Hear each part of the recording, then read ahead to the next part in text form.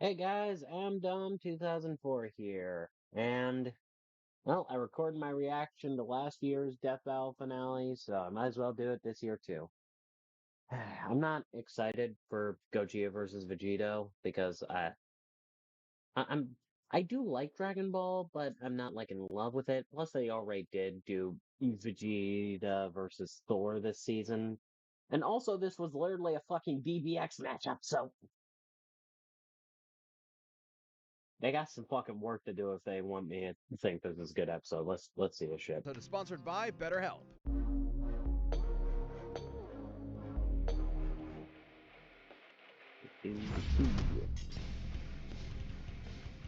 Last one!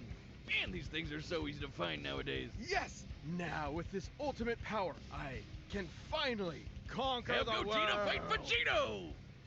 What?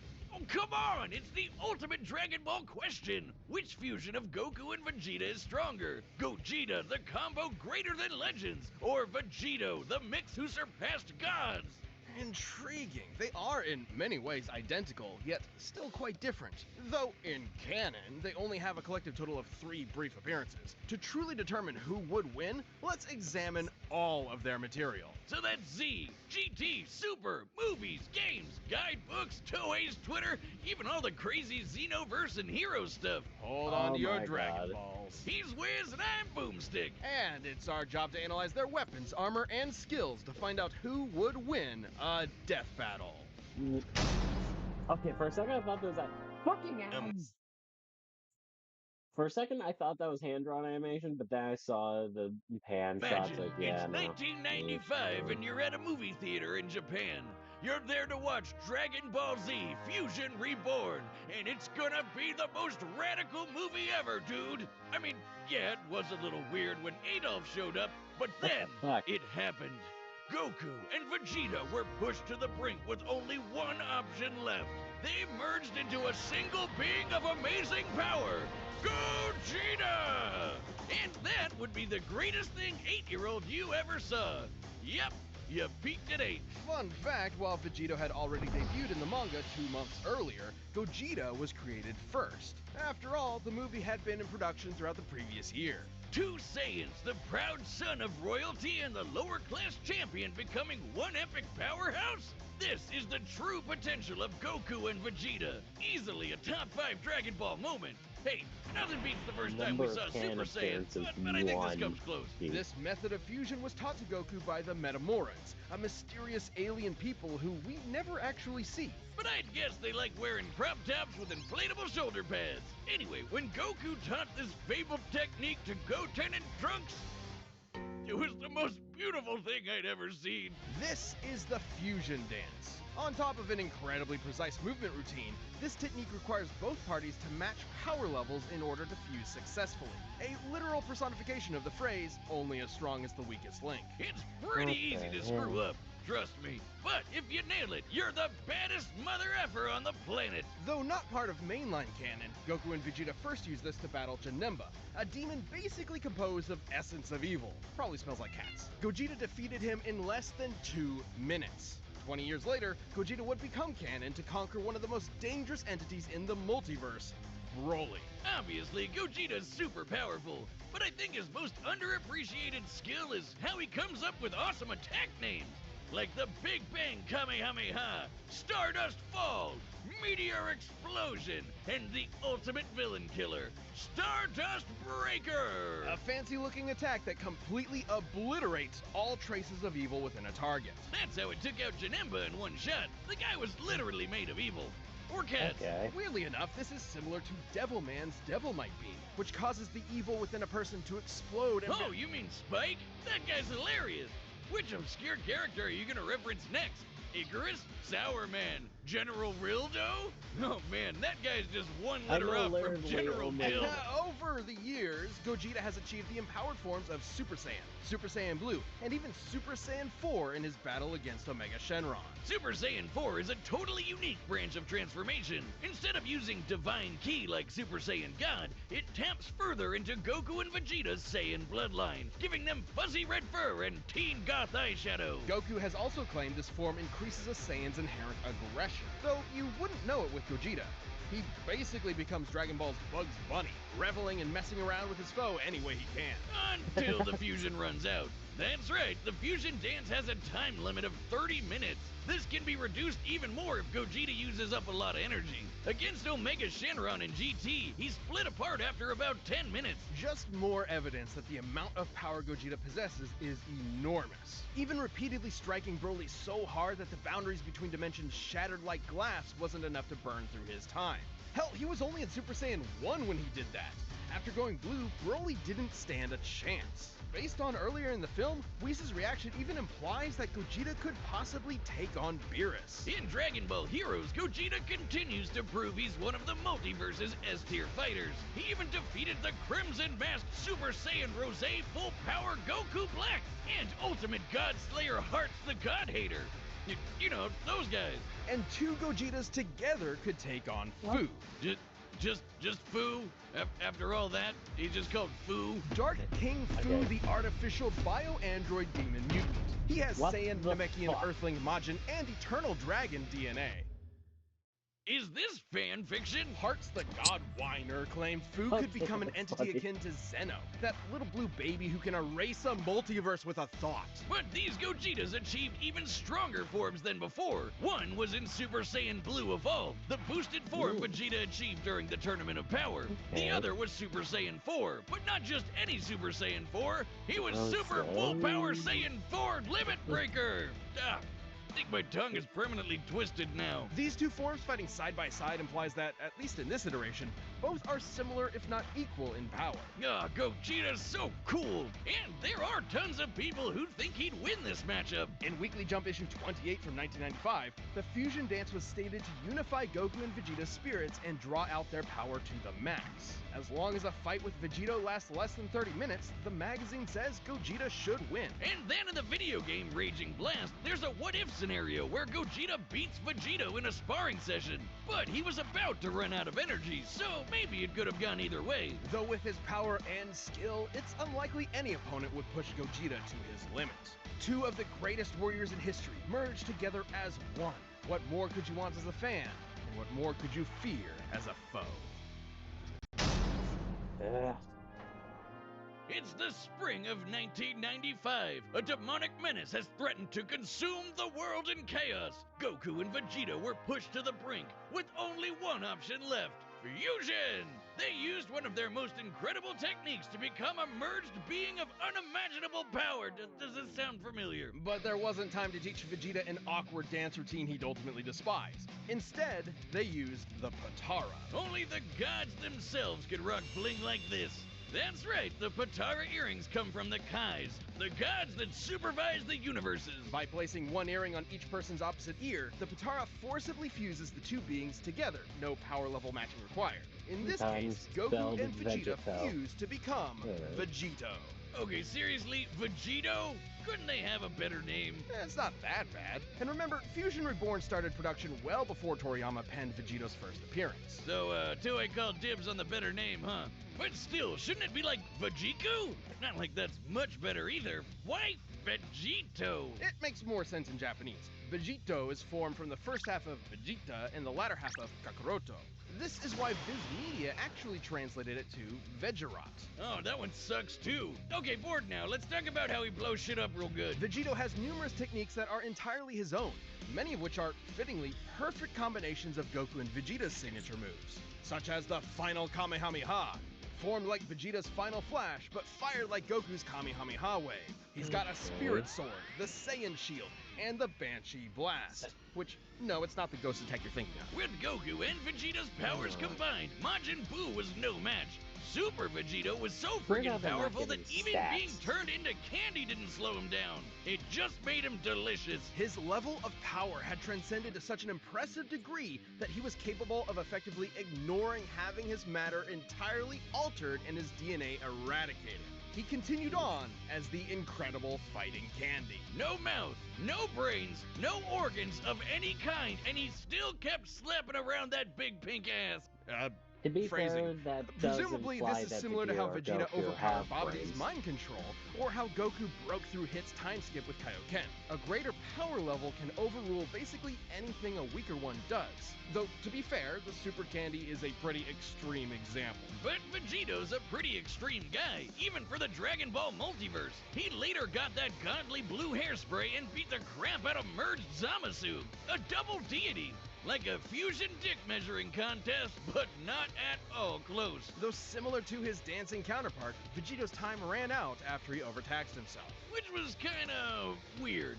Back in the day, they said these Potara fusions were permanent. Turns out it's only permanent for Supreme Kais. Vegito's form can last up to 1 hour before splitting apart, but can be shortened severely if he goes full tilt. In the manga, Vegito formed after Zamasu fused, and split apart when they expected fused Zamasu to have 20 minutes left, meaning he cut his time down to 40 minutes at most, though in the anime it was way less since he tried to quickly overpower Zamasu with a single attack. The Potara have their own set of rules. Unlike the fusion dance, this form is maintained by the power of the earrings, not the fusers themselves. As such, destroying the earrings ends the fusion. And if you slap the Potara on while in a Super Saiyan form, you can't power down while fused. So if Goku and Vegeta aren't careful, they can find themselves draining power when they don't need to. But surprise, Vegito's got into his own Super Dragon Ball Hero shenanigans, and he's got the full power Red Fur 2. Look, Wiz, I think I'm having deja vu. Aside from Fu, he's battled heavy-hitting threats to the multiverse like Cumber and Mechikabura. And probably just like won't with have heard that, but I Gogeta, was there's slow plenty of clapping. people who think Vegeta would win this fight. Daizenshus 4 and 7, basically two Dragon Ball encyclopedias, claim that the Potara fusion is superior to the fusion dance. Old Kai said this too, that the Potara provide a greater effect. Though they both may be referring to what was believed at the time to be a permanent fusion. Not having to worry about overspending your time limit would certainly be a greater effect if it were true. But hey, there's nothing that can get in the way of Vegito's awesome power. Gods and demons alike are no match. When there's no one strong enough to save the day, then perhaps two will do. This show is sponsored by... Okay, so damn, that was a short analysis, and the post analysis is probably gonna be a few minutes longer, so it's gonna be like an average length fight. Ugh. And it's weird how they didn't really give stats or anything because they're like so. Oh, I swear to God, if this is a fucking tie. Whatever. Let's just get past this fucking right about there. Okay. That's gonna be stupid. Alright, the combatants are set, and we've run the data through all possibilities. Hear my wish, Eternal Dragon! It's time for a death battle! Okay. Oh shit. Okay, What is this madness? Whoa, Vegeta! Am I really that much taller than you? Stuff it, Kakarot! what the fuck? You... Chun... I'm surprised they didn't get. Or is that? I honestly can't tell.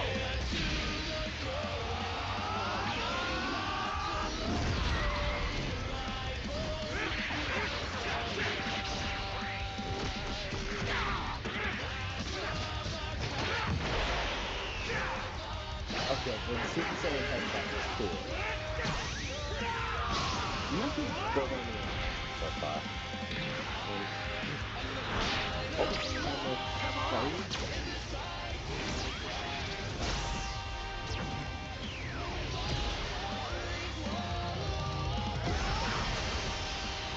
Not bad. Want to kick it up a notch? Sure. But how about some variety? Oh, hello.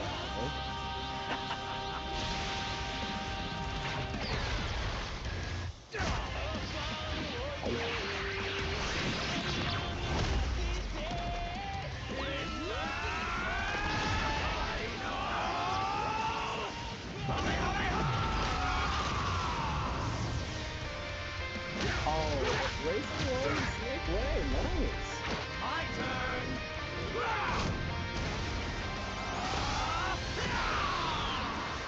And there we go. Why is that?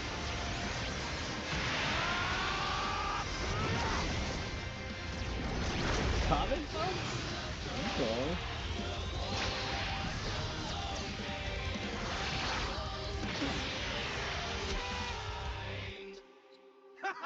Gotcha!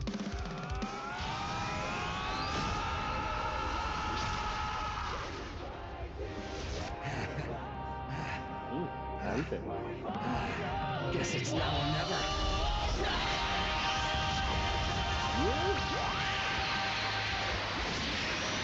I'm sorry, but didn't the Kamehameha fail last time?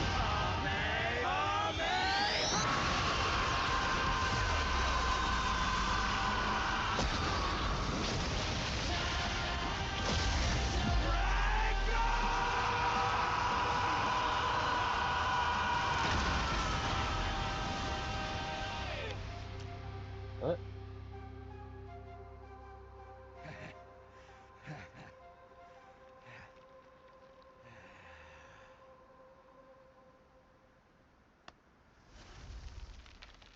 Huh. Okay, so Vegito wins. Huh. Oh man, that was epic! Totally worth the wish. Though I guess we probably could have solved a lot of world problems with that. I suppose world domination can wait another year. This fight was incredibly close. Nope, seriously, how could it not be? They're almost exactly the same person. With a few minor differences here and there, like signature attacks. Neither Vegito nor Gogeta had one single power that provided an absolute edge over the other. Except perhaps Vegito's longer time limit, though it's not so clear-cut. Both have overtaxed their energy quick enough to end their fusions in less than 10 minutes. Time isn't the only factor, but also whatever is maintaining each fusion. Gogeta's body and Vegito's earrings. It's possible Vegito's power can actually drain the Potara faster than Gogeta's does his own body. Still, it's twice the time, and that definitely gave Vegito more flexibility and strategy. So more often than not, it's safe to say Gogeta would run out of juice first. Also, when Vegito or Gogeta defuse from power overuse, it's typically difficult for them to immediately fuse again due to that lack of energy. But Vegito had another one over Gogeta. No matter what, he'd always have a very slight power advantage. Remember how the fusion dance requires the fusers to match their power levels? Well, the Potara don't need that. Goku doesn't need to match Vegito's slightly lower power levels, so there's nothing stopping Vegito from combining the full sum of their parts. Ah, poor Vegeta. You'll get your day in the sun one day, buddy. Oh, who am I kidding? This might be what Old Kai was referring to when he said the Potara had a greater effect. But hey, could Gogeta have destroyed the earrings? Nope! He would have had to be able to overpower Vegito first, like how Goku could only destroy Kefla's earrings after he reached Ultra Instinct. Remember, when comparing levels of power in Dragon Ball, the greater one can overrule almost anything the weaker one does. The earrings likely tend to be protected by the user's ki aura, similar to their clothing. The only time we've ever seen Potara damaged or specifically targeted are when the wearer is overwhelmed or in a vulnerable state. If any stray ki blast could destroy them, we'd have a lot more broken earrings by now. Lastly, there's some debate over their personalities. In their first appearances, Vegito seemed rather cocky and playful against Boo, whereas Gogeta was far more deliberate against Janemba, and thus far more successful. However, these are not core personality traits, and assuming so would be inconsistent with Vegito's serious fight with Zamasu and Gogeta's more brash fights with Broly and Omega Shenron. Context is key. As far as personality and mental ability goes, Gogeta and Vegito are practically identical. In the end, Vegito's higher power level, no matter how slight it was, made a big difference in protecting and maintaining his longer, more flexible time limit. Gogeta was gonna need meta more than that to beat Vegito. Sorry, Wiz, I know that pun was potarible. Wait, shut up. Earth's Dragon Balls give 2 wishes, right? Oh, yeah. Hey, Shenron, I wish for you to fuse me and win. Oh, Jesus. The winner is Vegito. Thanks for watching, and doubly Okay. thanks to our channel members for supporting us this year. Hope you've been enjoying the extra perks and content. We've got a bunch of new stuff in the works for you. If you aren't a champion, click that join button and give it a shot. Also, Season 10 of Death Battle is coming soon, including 2 matchups chosen by our champions. Let's see what you picked.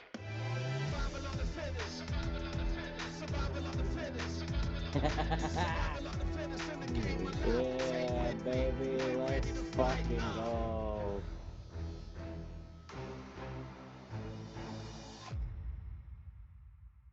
Oh, so we don't even get a fucking date this time?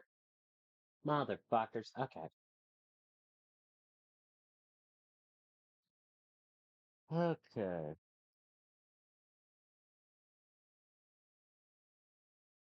So was it a good episode? Yes. But was it a good finale? If I had to compare how I feel about this episode at the moment, I'd have to say it's kinda how I feel about Sephiroth versus Virgil. The episode's good. It's a good episode. But did it really need to be a finale? Like, I wouldn't have mind this happening, but as a finale? I mean, it didn't even feel like a finale. It didn't really go that high in scale. Sure, they smashed reality a couple times, but that was just teleporting. Ugh. I don't know, man. Sorry I didn't go, like, as excited as I did with the last season finale, but just, eh. Well, I hope you enjoyed the video, and I'll see you in the next one. Adios, motherfuckers.